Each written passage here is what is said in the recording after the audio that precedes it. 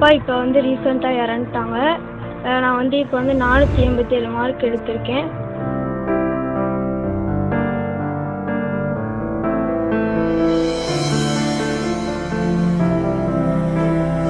அப்பா தான் கஷ்டப்பட்டு படிக்க வச்சாங்க. இருந்தாலுமே இப்போ எங்களுக்கு வீடு கூட இல்லை.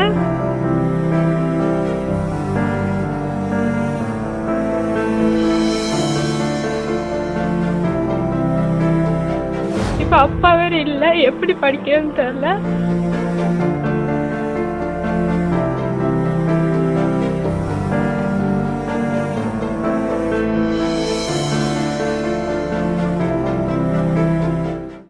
அப்பா இப்போ ரீசெண்டாக இறந்துட்டாங்க.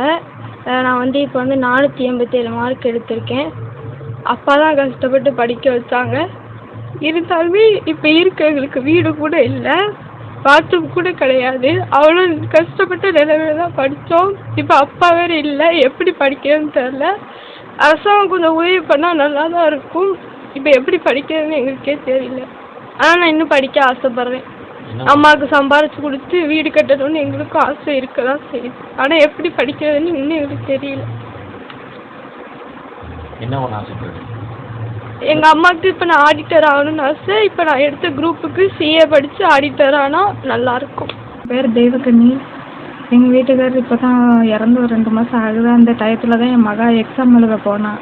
இப்போ படிக்க வச்சுட்டா வெளிநாட்டில் இருந்து கொஞ்சம் படிக்க வச்சாங்க. நாங்கள் இருக்கிறதுக்கு வீடும் கிடையாது, பாத்ரூமும் எதுவுமே கிடையாது.